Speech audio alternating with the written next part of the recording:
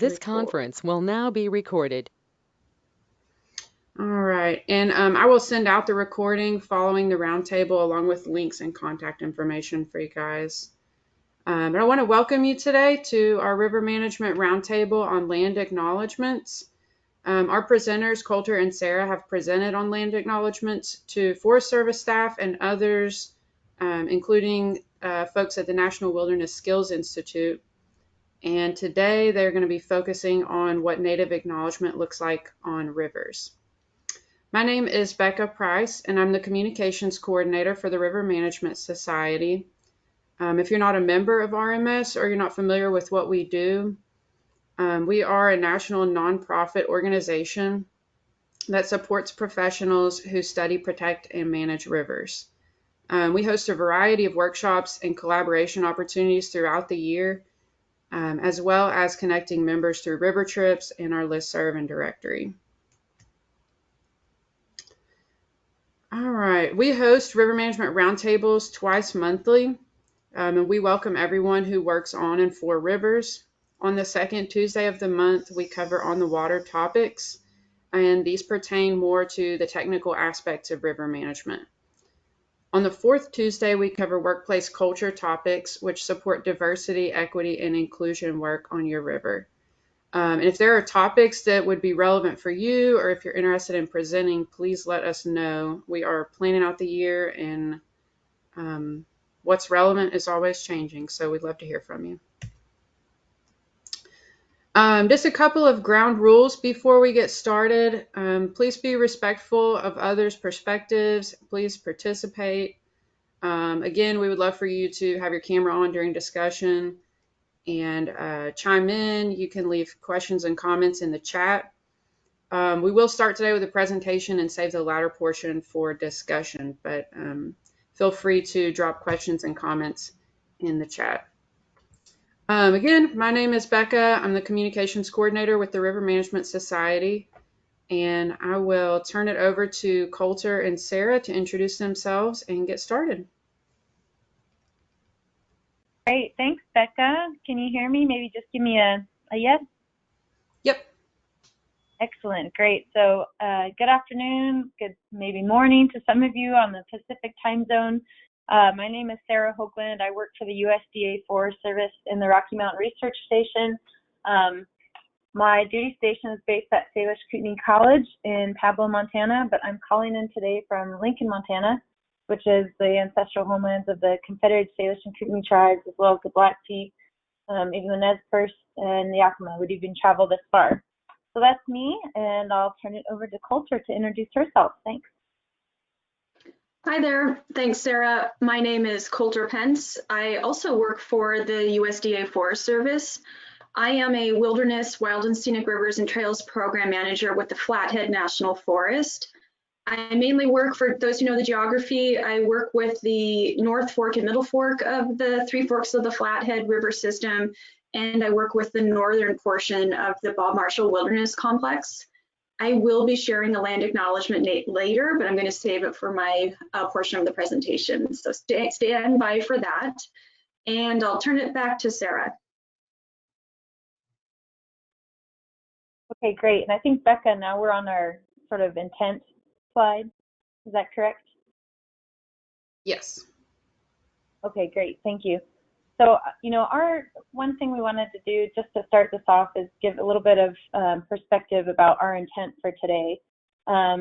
For my short presentation, I really wanted to focus more on sort of justifying and sort of covering some of the historical areas in U.S. history that are often forgotten about, but are often really critical to Native communities and thus things like land acknowledgement. So I'm really going to focus on sort of history and kind of where it's put us today, and talk a little bit about my own background, and then end with sort of a happy note, I think.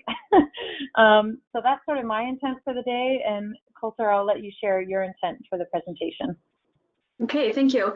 And after Serra sets some context around our history and what's brought us as a society and as river stewards even to today, I'm going to take a look at land acknowledgements in a river stewardship context. So I'm going to share some information on best practices if that's new to you, and then also walk through a few examples of river-oriented land acknowledgements. And last, I'll be sharing things I have found useful when thinking about how to make a land acknowledgement impactful and relevant. And then we have a few questions to ask the audience, both to gather information and share information and perhaps learn from you. As I've presented this a few times, I have learned both of additional resources and different perspectives each time, and I'm expecting to learn more from this audience too. So with that, I think I'll turn it over back to Sarah to share with us her focus. Yeah, sounds good. Thank you. All right, so Becca, I'm going to attempt to share my screen and my slides. Maybe give me a yes if you can see this on the screen, my title slide. I know it said that you are now the presenter, so it should be coming up. Maybe we'll just give it a second. Okay. Let me know when it does come up. And for those of you maybe not in the state of Montana, we're having some extreme cold temperatures right now. I think this is why there's a little bit of connectivity issues. We had a wind chill of -27 today. So I'm not sure if this is also impacting my bandwidth, but it sure is bad timing. Becca, do you see my slide now? We do not. You could try stop share and reshare maybe. Okay, let's try that. Share your screen, entire screen share. All right, do you see it now? This just worked a second ago. The title says, "It is the people who belong to the mountains." We don't see it yet. Okay. Great. Yay, technology. It's great when it works, and then it's really unfortunate when it doesn't, huh? Well, I think maybe I'll just kind of go for it then. If you're all right with that, Becca, or feel free to pause me if you'd like. Okay, so my title slide is actually a photo from my reservation down in New Mexico. It's the Pueblo of Laguna. My tribe and my community has 500,000 acres, just about 45 miles west of Albuquerque, and we're bisected by I-40. But I go back every year to hunt, and to me that's a really important place for many reasons. Not only that the connection that I have to that place, but also the connection that my family and generations of people have to that place. That's truly where we call home. And on my slide, which unfortunately nobody sees right now, but is a quote by Leslie Marmon Silko, who is a Pueblo of Laguna tribal member as well, and she's an author of many books. One of this quote comes from Ceremony, her book. And the quote says, "It is the people who belong to the mountains." And I like opening up with that quote because in her book, she talks about, it's a fictional book, but in the scene, she's describing, one of the characters is talking about kind of how absurd it is for us in today's society to draw lines on a map, and sort of define boundaries and land ownership and dominion over land and possession over land. Which for us as Native people, it's kind of the opposite of that perspective. Really, it's us that we belong to those places.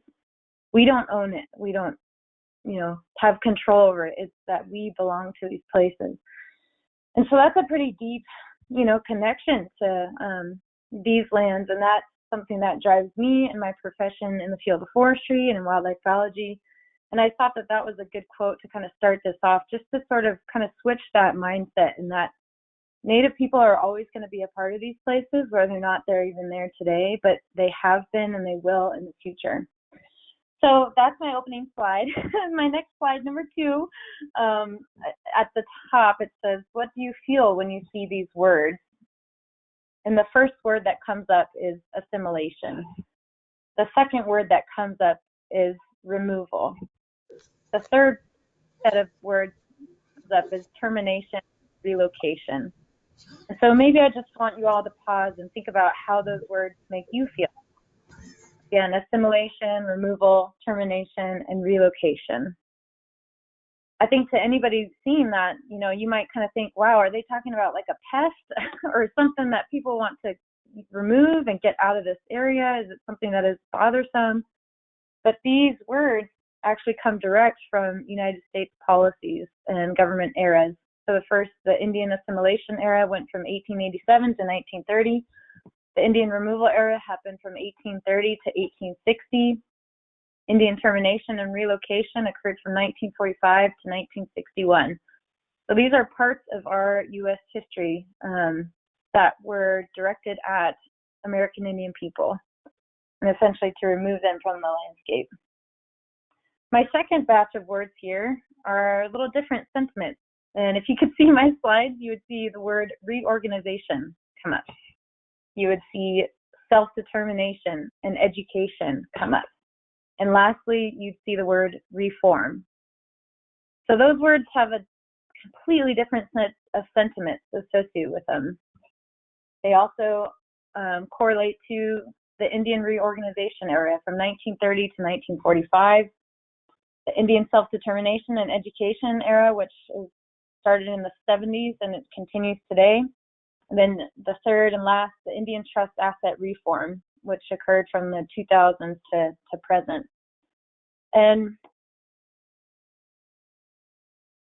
I'll just pause for a second. And Becca, I'm really sorry that these slides are not coming up because a lot of this is kind of photo orientated from here on out. But Hey, Sarah, they just popped up for me. I have, Colter, can you? Okay. Yeah, we have slides. Great. Okay. Yeah, so that's a picture. Sarah, I was just saying, Sarah, Yeah. I can see the Barstow Laguna colony photo. Great, thank you. Okay, fantastic. So moving forward, I wanted to sort of present those eras more in a personal context too. So this is a family photo. This is my mom on the left. I think she said she was between 4 or 5 in that photo. The lady to her left is my grandmother. That's Elaine Paisano. The lady to her left is my great-grandmother. That's Dora Pacheco Paisano. And then the lady to her left is my great-great-grandmother, Lolita Alonzo Romero. And so those are the 4 generations of Native women that came before me. And those are the people that I honor in my work. And my grandmother in particular was actually the first individual to finished from NAU within a business degree back in the 40s. And then my mother went on to achieve her master's degree. And then myself finishing a PhD in forestry. It took 3 generations to kind of get to that level. But hopefully you see on the screen now those sort of different eras pasted on the slide with my different family photos there. But really all of this is to just say that, this really has some context in Native people today. This is really recent history. In some of our past generations. And again, those words are, especially those older eras are unfortunate history, really.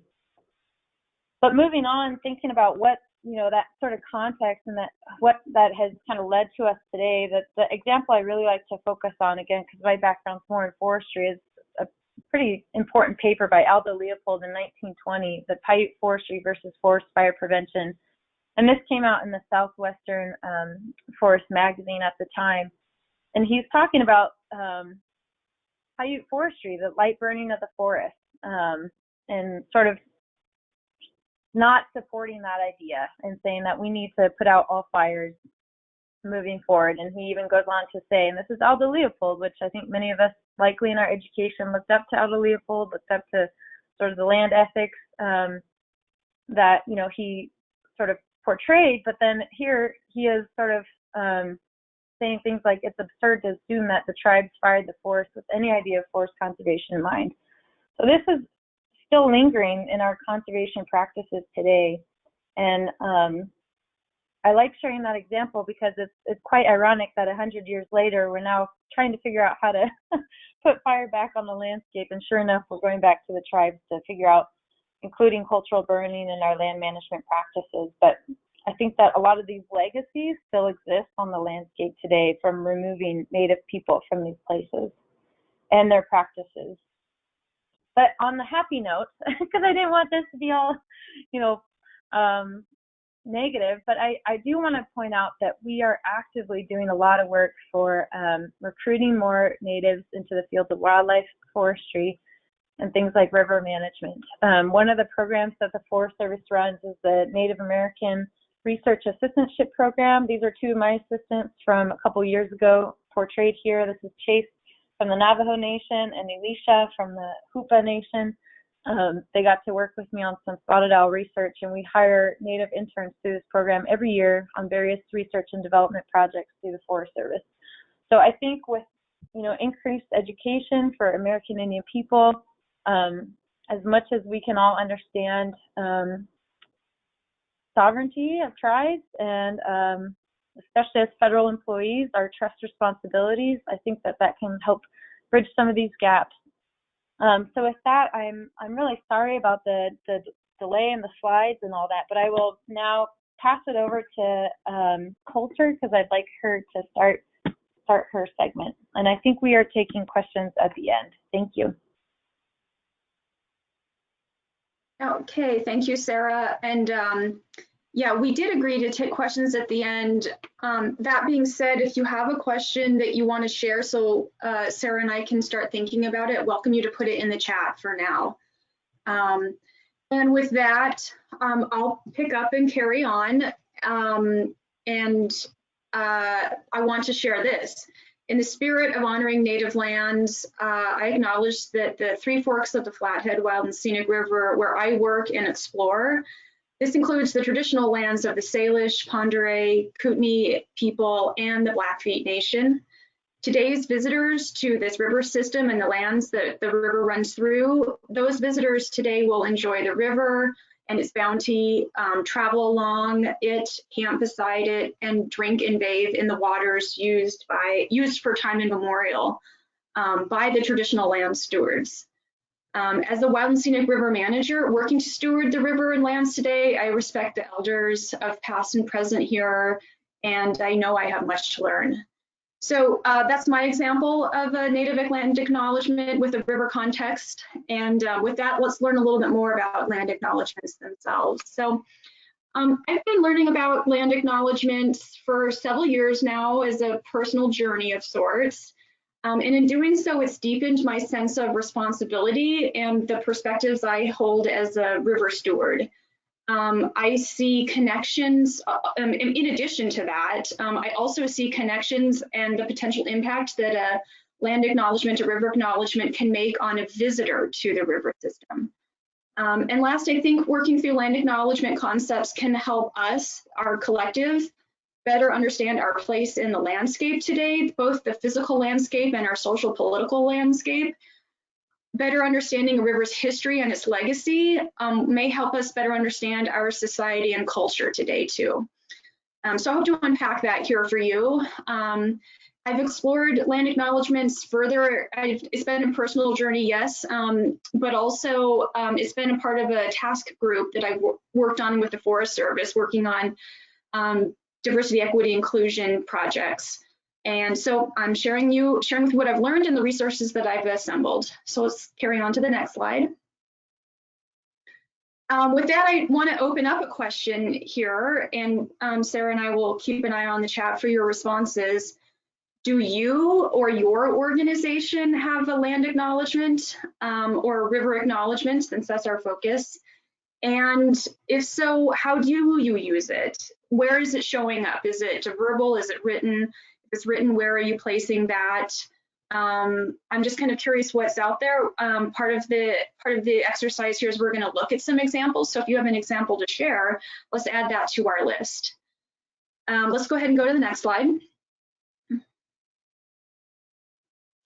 I want to make sure everyone understands some of the core fundamentals of land acknowledgements. This is not the full package, though. If you're preparing to do one, you need to do the research and the reading. This is not sufficient to just work with this slide here.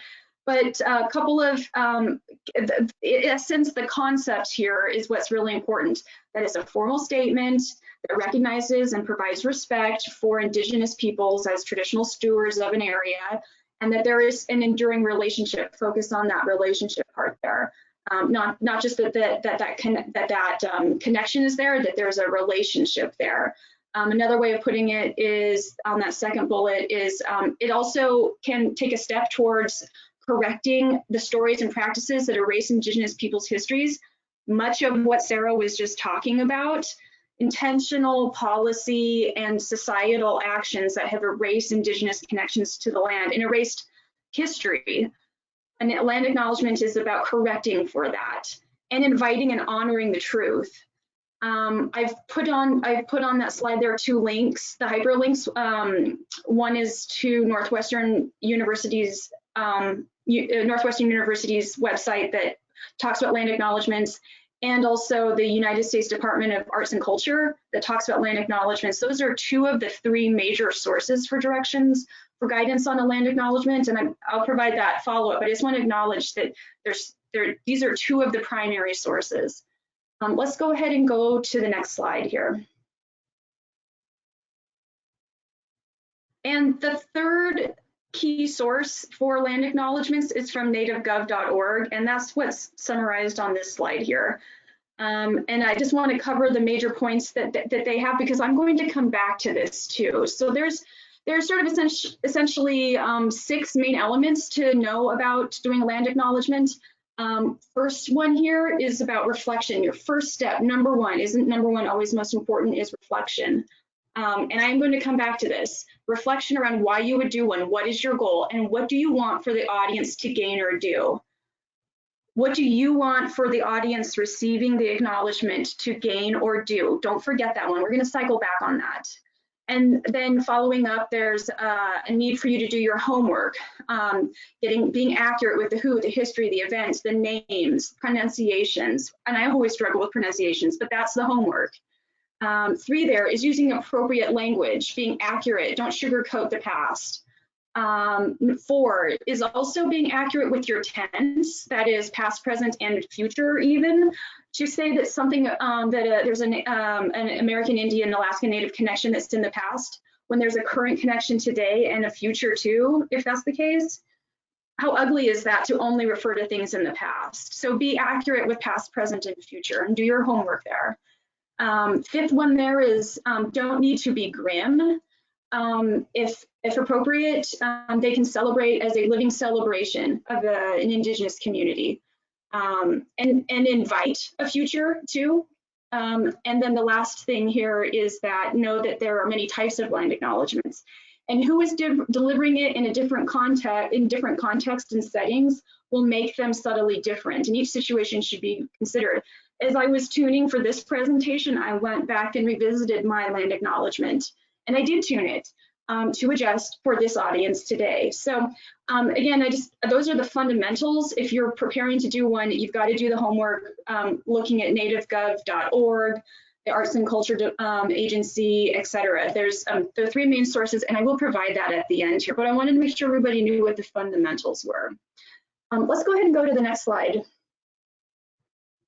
Okay, so the intent of this slide is to get you, the audience here, to think for a moment about what American Indian, Alaskan Native, or First Nations connections are to the river where you are. It's not possible for me to provide like a comprehensive coverage of that topic right now. I think I can summarize to say that those connections certainly include the rivers as food sources, rivers for drinking, rivers as water sources for drinking and farming, rivers as travel ways, whether on the river or alongside the river. Rivers also as sacred places, sacred sites. Also, rivers serve as origin stories and cultural stories. So I'm sort of excited. I'd like to spend more time doing more research personally, and perhaps there's an academic body out there that can explore more around the sort of various ways that American Indians, Alaskan Natives, First Nations people have connections to rivers. I just summarized a few of them for you, but what I would like for you to do here is to take 1 minute and think about what is the connection that is on the river that you are connected to. What is the connection on that river with which people? Is it in the past? Is it in the present? Is there a future? So I'm going to be silent for 1 minute while you create that picture in your mind there.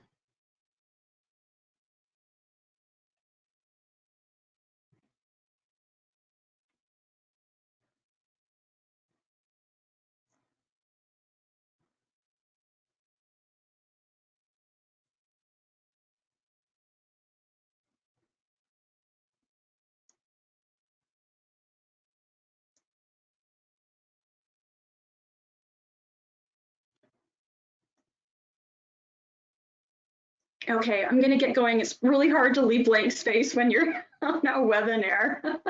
I hope you started to formulate a thought in your mind about the river you steward, and what is that connection to American Indian, Native Alaskan Native, etc. And what is a specific connection there for you? For me, I'll share one that comes to my mind. On the South Fork of the Flathead, this picture right here that's showing actually is from that location. The South Fork of the Flathead River system, the Three Forks are known for the brightly colored cobble that is in the river. And there's a particular river confluence on the South Fork where the White River confluences with the South Fork River. So a confluence there. White River is aptly named too. The waters are chalky white.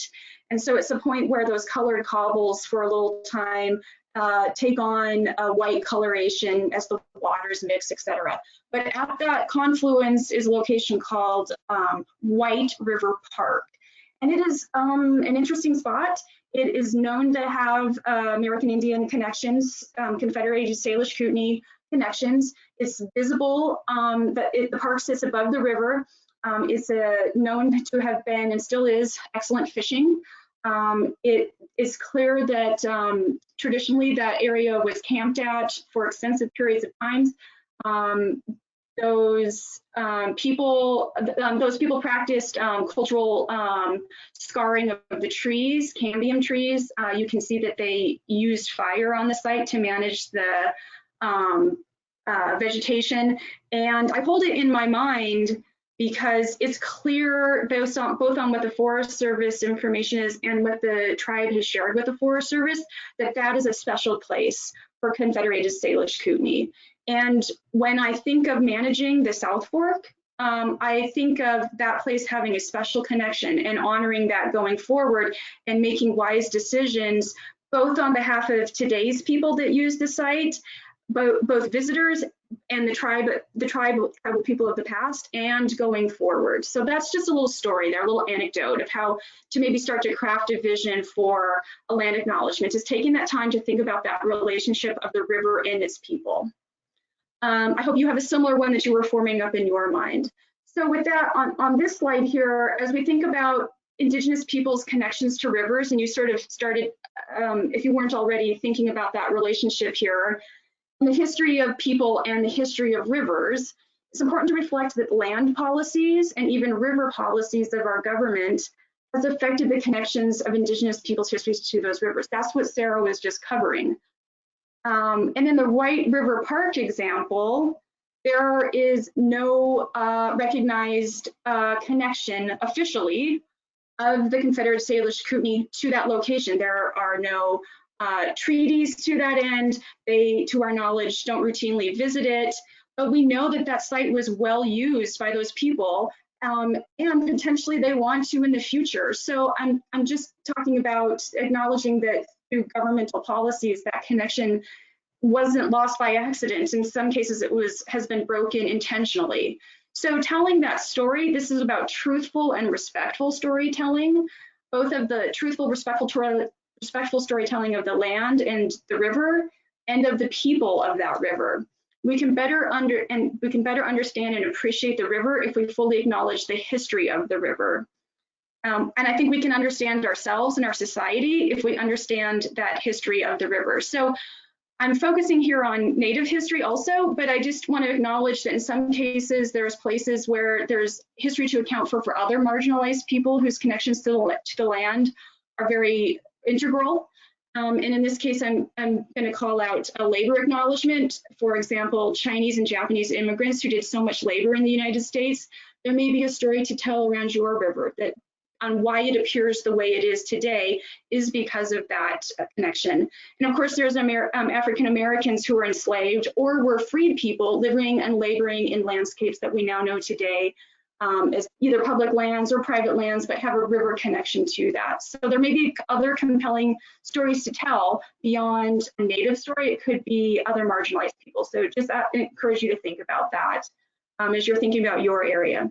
Let's go ahead and, I just want to take a moment here, and I put 2 resources on the slide. I'm going to share this at the end, but if you don't feel that you're very well aware of the public lands history of Indian Removal Act, for example, type of stuff that Sarah was just talking about, there are 2 excellent resources to explore there. And I'll share those links at the end if you feel you need to bulk up on your knowledge there. So with that, what I want to do is we've gathered up some examples of river acknowledgements. I want to kind of unpack a little bit of those with you and get familiar with some out there. And also, some people shared these too. So thank you in the audience if you were one of the people who shared. So with that, here is the first one we'll talk about. So this is from a social media post. It's on Instagram, and someone has pinned the ancestral lands type of thing there. Oh boy, the text is really small on my screen. I can't quite read it out, but this is I recall this person's kayaking on a river in Virginia, and they've pinned out and said, I'm recreating on this river here, and it's the native river, or the land acknowledgement for this river is this. So that's pretty simple, classic example of an ancestral lands type of acknowledgement that is social media pin. Let's go ahead and go to the next slide. We have 2 here. These are these are website. These are acknowledgements that are on a website. One is from ORS. I think we may have somebody in the audience from ORS too. It's a simple statement there, just saying these are the ancestral lands. The other one here is a little bit of a longer one. It's from the Middle River Valley Consortium of some type in Connecticut. And they have a longer one. They unpack traditional names, specific traditional locations, and they provide a sort of more of a deeper, tangible, touchable, for people who know that area. It seems like they're being much more specific. So with that, those are 2 examples of land acknowledgements on websites. Let's go ahead and go to the next slide. Now, pulling together that social media example and those website examples, that certainly caught attention for someone who was observing those websites or that social media. I want to shout out to Holiday River Expeditions, an outfitter. They do both of that social media activity and that website acknowledgement, but they've gone a step further. And what you see on your screen here is they provide that why. Remember, I shared with you why you would do a land acknowledgement, what your goal for the audience is. They lay out there what their goal for the audience is. And in summary, they say they want to take an active step. Their goal is to not talk about land as if no one was there before them, because it's not true. They want to provide connections for the people they outfit and guide to the history and the current and future connections of that river. And they're very specific in their goals. And I want to acknowledge that that's very well done, and it states their intentions and makes clear what their goals are. So I see that as like a higher order, not just doing the social media, not just doing the website, but stating what their organizational goals are with doing in a land acknowledgement. Let's go ahead and go to the next example. You can place them in a management document. Here is an example. This is from the Comprehensive River Management Plan on the Middle Fork, Snoqualmie, and Pratt River. They identify that since time immemorial, the coastal Salish people have been connected to the land and water, and they rely on its abundance. That families travel through that area. The fabric of the coastal Salish community is seen across the landscape and waterways of the watershed. And then they acknowledge that the tribes continue to practice in that location sustainable harvests. so that these resources are available for future generations. So that's just a way to put one example of one in a management document. In this case, a comprehensive river management plan. Let's go ahead and go to the next slide. Maps. Several people shared maps examples. This one came from Jack. Thank you, Jack. What he circled there is a simple, basically one sentence acknowledgements on printed maps. I want to show you a few other map examples. Let's go to the next slide. This is a Forest Service example of a map. So this is also in the resources list we'll send out. So this is both has an acknowledgement example in it. It's also a resource. So, and this is interesting because of course the Forest Service is tied to many landscapes, so it's not possible really to list everything at once. But the acknowledgement there, it says all or part of every national forest or grassland is carved out of the ancestral lands of American Indian and Alaskan Native peoples, and indigenous communities across the country still maintain strong historical and spiritual connections. So there's a grand scale acknowledgement there that's not tied to a specific people or place, but it's a grand scale and an acknowledgement there. This is an ArcGIS product, and I'll share that resource where you can turn on layers to see what ancestral lands there are that are in national forests, what are ceded lands, etc. So if you really want to get to know national forest land acknowledgement history, you can actually figure that out through this resource. Let's go ahead and go to the next slide. I want to share another map example. This is a story map that's coming up. This was put out by American Rivers and is focused around the state of Montana's legacy of river protection. So it's sort of telling the story about dams that were proposed that were never built here, which is it's an interesting story for sure in its own. But they use a land acknowledgement framework throughout the whole story map. So they provide an acknowledgement at the beginning, but consistently through it, they use native place names, native language for water, river, mountain, etc., tied to the tribes of the area that they're speaking of. So they've infused a little more cultural learning through the map product itself. And so those are different types of examples of how to use a mapping or a geographic reference in a river context. Let's go ahead and go to the next slide. Okay, this is not a river example, but it's a very powerful one, so I still want to share it. This is an interpretive panel, and it speaks of the Kachina Peaks Wilderness, which is on the Coconino, if I remember correctly. All of a sudden I can't in this moment, certainly in Arizona. And let me read it to you. It says, the San Francisco Peaks are held in the light of reverence by 13 local American Indian tribes, including, and they list all 13. And then it carries on, as you begin your hike, run, or ride from this location, please understand that you're entering a sacred landscape that is a place of worship among the holiest sites in the world. Please speak and act respectfully and make every attempt to leave no trace of your visit here. So they provide an acknowledgement, but then they ask the visitors to honor that and act, speak respectfully, and leave no trace is the way to honor. I think this one's very powerful because it's sort of a call to action and invites a visitor to participate in the acknowledgement with tangible ways of behaving. And what more could we hope for someone visiting a river, etc.?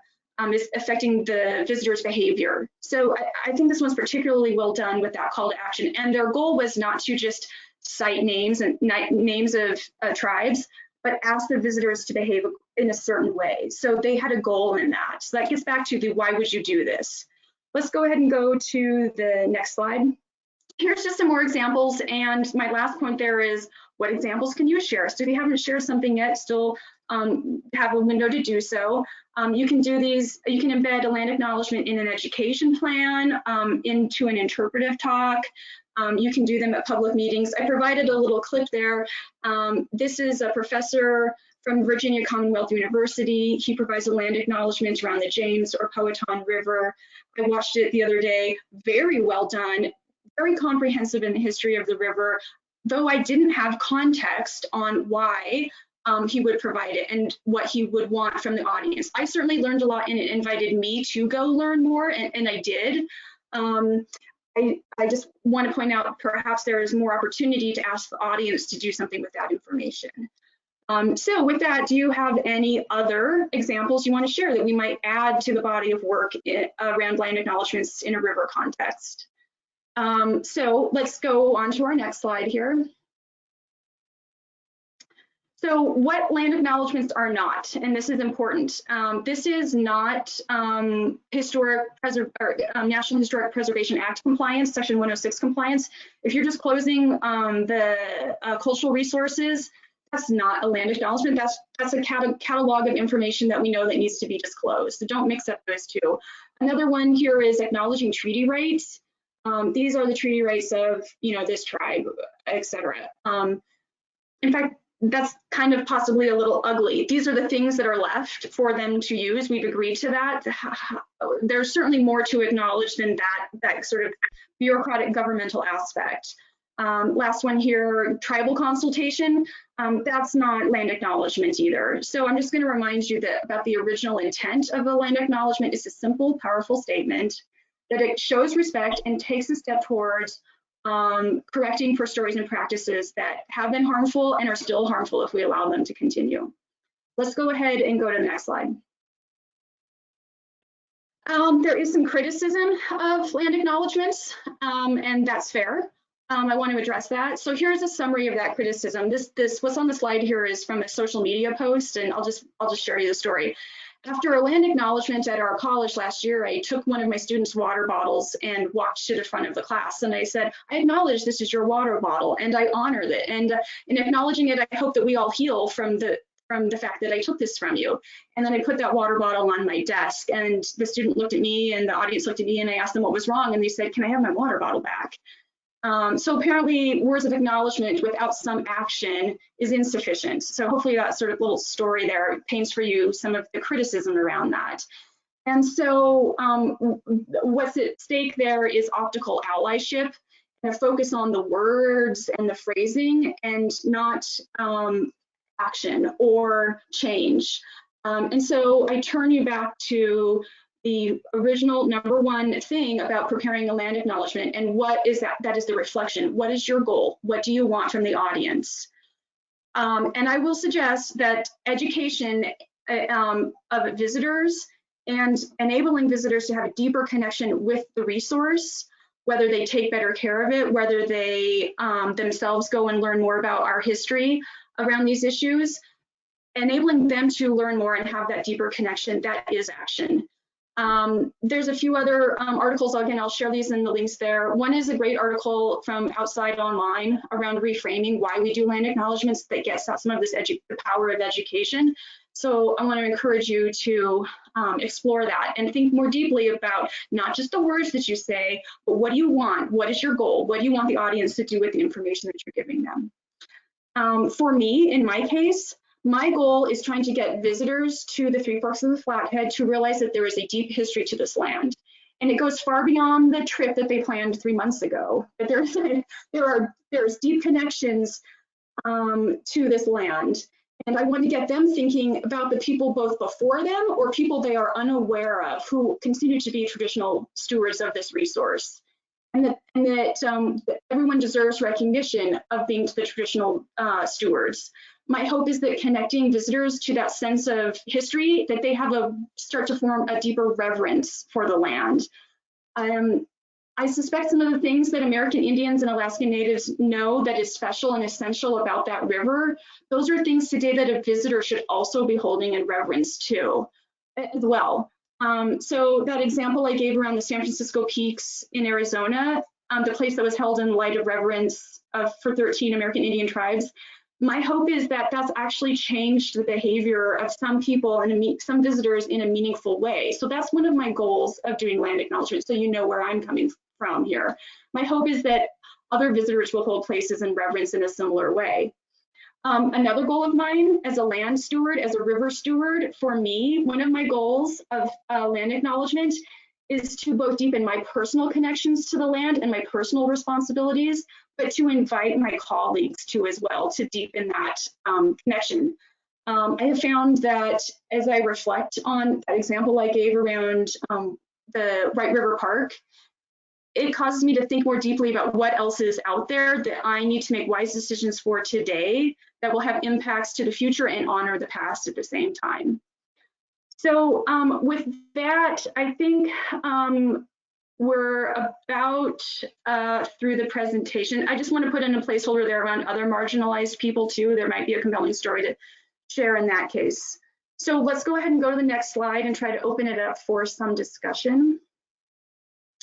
So we have questions for the audience there if you want to respond to that. And I think I'll turn it back to Becca to help moderate a little bit. But we had 3 questions for you if you want to respond to that or to any of these. If this is new to you, what questions or concerns might you have with doing the land acknowledgement?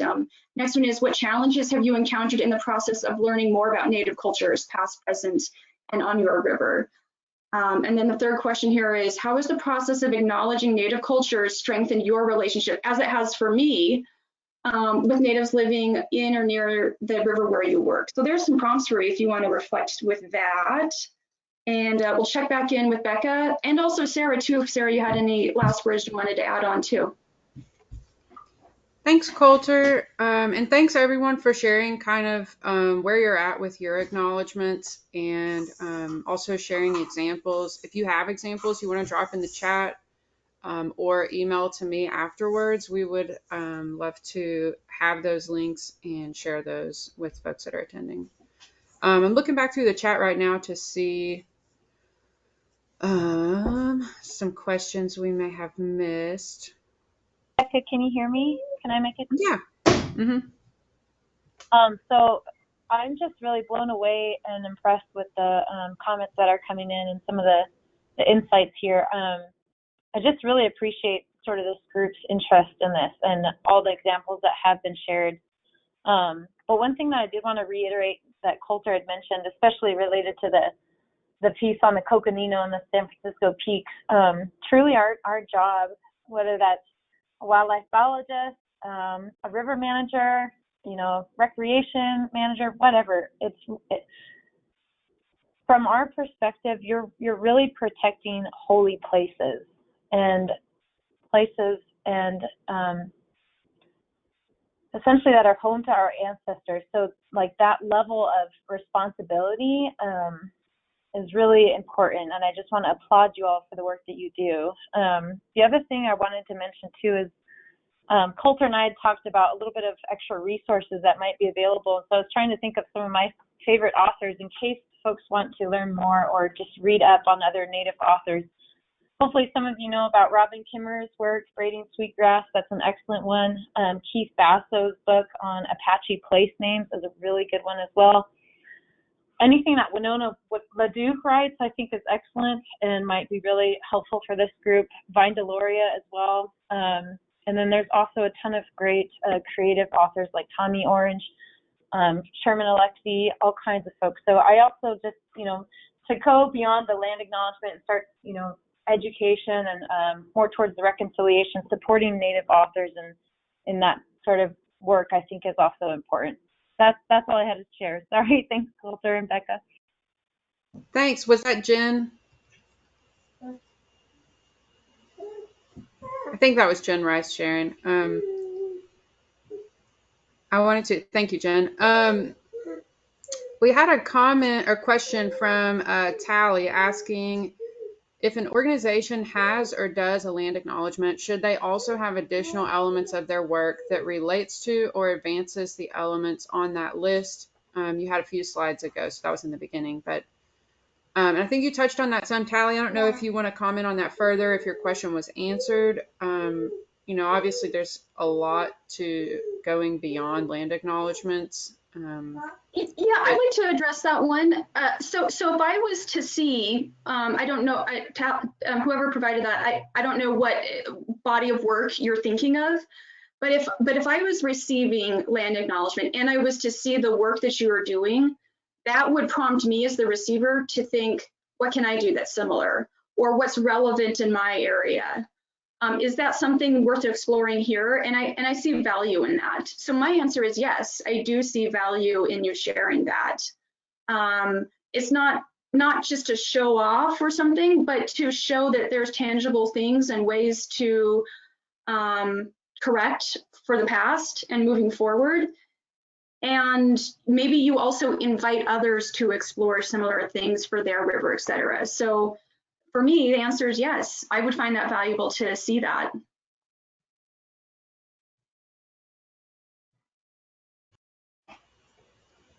And Callie, feel free to chime in if that doesn't answer your question, or if I'm mispronouncing your name, which I may be, and if I am, I apologize. No, I think if you can hear me.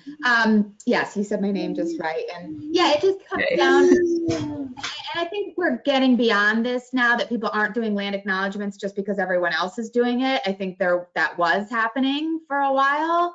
But I guess I was just thinking about, people who may begin a webinar or they introduce themselves with where, the indigenous lands, using that map that maybe you've seen or any other map, but then like nothing else about their organization is doing anything beyond that. The rest of the conference has nothing else to do with rebuilding, broken relationships. But so I guess I just meant that if you're going to go through the effort of doing a land acknowledgement or beginning an event with one or having one on your website, it just would, and you've covered this, but it just seems to me like that's really just the start. And if you don't do anything else but a land acknowledgement, it seems, a little bit like the water bottle example that you're just kind of doing it.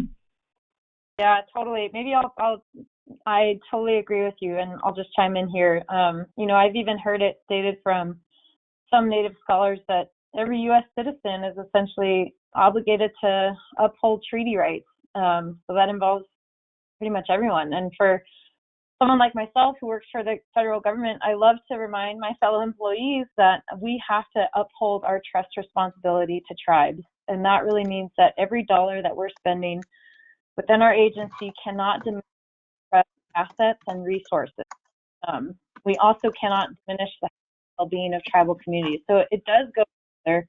And I think you're right. These land acknowledgements really are just the first step. But for us to be conscious about upholding those, international law, essentially, like the supreme law of the land, is also important to keep in mind. I'm glad you brought that up, though. Thank you.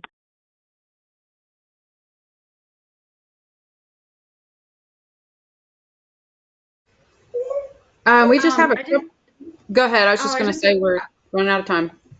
I was going to say, I put in a link in the chat for the Lower Columbia Estuary Partnership, their land acknowledgement. So they provide a nicely worded one. But then after that, they provide a whole bunch of resources to learn, both show about the work that they're doing and also ways to learn more. I think it's a good example of how to set people up to do more. So check that one out. I was looking at it, I found a resource I was unaware of, that it's an ArcGIS product. It's on a timeline. It shows the distribution effectively of American Indians across the continental United States, how that collapses, and then what's left in terms of reservation land. It's fascinating. So I found another resource and learned more by what they had compiled and shared. So I think that's an example of taking a first step, providing acknowledgement, but then enabling an audience to learn more there.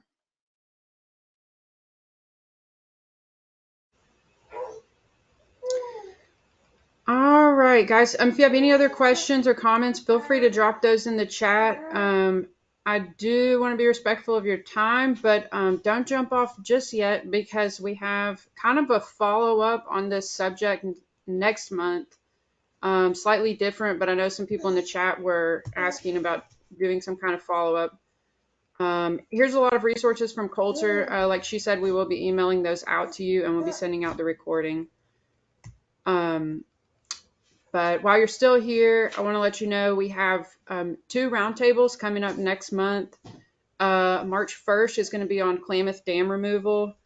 And I think definitely of interest to folks that are here is going to be a presentation with Jen Rice, who's provided a lot of awesome resources already in this chat about acknowledgement and reciprocity. So Jen has kind of been on a personal journey of building partnerships between Indigenous residents, federal agencies, whitewater advocacy groups, and private boaters. She's going to share about just that whole process and how folks are developing an appreciation for and greater respect for the indigenous people along the rivers where they recreate. So we hope you'll join us for that roundtable as well. Like I said, we did record this roundtable. We'll post it in our video channel. We have recordings from several other roundtables and webinars on all kinds of topics like wild and scenic river management, just a huge variety of topics. So please feel free to check that out if you are looking for additional resources. I will send out links to our River Training Center. We have some trainings coming up outside of the river management roundtables that we do every month. We are currently in the middle of a river access planning series. We have the second webinar next month, and then we also have, we are going to have our third wild and scenic webinar next month as well, and we'll have 3 more after that. So stay tuned, and thank you guys so much for joining us. Our contact information is here, and again, we'll send that out afterwards as well. So we really appreciate you, and please feel free to follow up with questions with our presenters or with us, and have a great day.